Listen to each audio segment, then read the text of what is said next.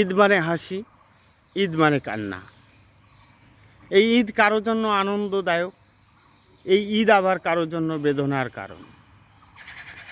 অনেক ফ্যামিলি আছে আমাদের সমাজে যাদের পাশে গিয়ে এই আনন্দ মুখরিত ব্যক্তিগুলো যদি পাশে গিয়ে দাঁড়ায়, তাহলে অন্তত তাদের মুখে হাসি ফোটে।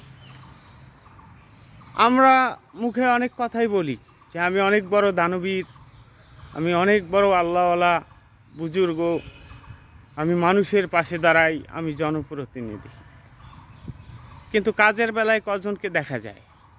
এই যে আমরা এমপি তৈরি করেছি, আমরা মিনিস্টার বানিয়েছি, আমাদের দেশে অনেক জনপ্রতিনিধি আছে, তারা কী রকম ভূমিকা পালন করছে বা করছেন আপনারা লক্ষ্য করলেই দেখবেন।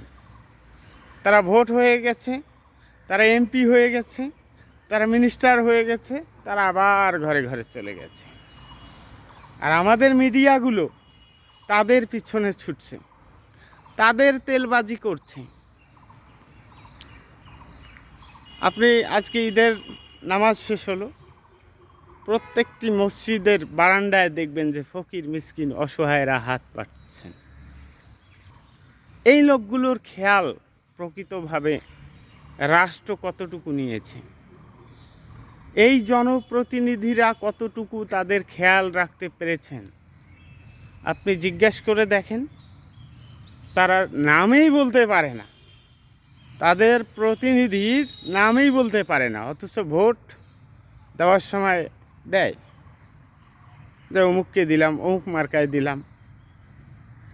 তা আমাদের দেশে দায়িত্বশীলদের অভাব নেই, সবাই দায়িত্ব নেওয়ার জন্য ব্যস্ত, সবাই উপরে উপরে আল্লাহওয়ালা। এই যে রমজান আসলো, ঈদ আসলো, মাথায় টুপি দিয়ে বড় আল্লাহওয়ালা হয়ে গেল। আবার যখন রমজান চলে গেল, আবার ঘরে ঘরে চলে গেল। এই তো অবস্থা, এভাবেই চলছে। হাটে বাজারে যেখানেই যান, সাধারণ মানুষ জিম্মি।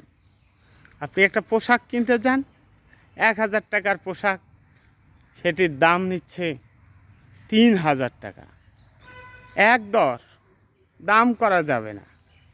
সাবালক ব্যক্তির একটা প্যান্টের মূল্য যদি হয় 700 টাকা, 800 টাকা, 1000 টাকা, সে জায়গায় একটি বাচ্চার প্যান্টের মূল্য হচ্ছে 1700 টাকা, 3000 টাকা। কেন ওই বাচ্চাটাকে আপনি ঈদ করতে দিবেন না?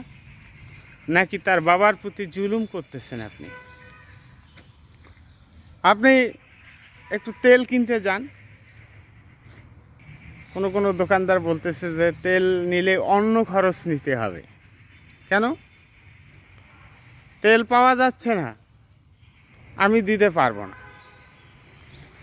যেখানেই যান, আপনি যে স্তরেই যান, সেখানেই দুর্নীতি, সেখানেই অন্যায়। আপনি একটা ব্যবসা ধরে বসছেন, আপনি মানুষের ওপর জুলুম করছেন। আপনি করছেন না, তবে অধিকাংশরাই করছে। এগুলো দেখার জন্য আমরা কাঠের পুতুল বসিয়ে রেখেছি।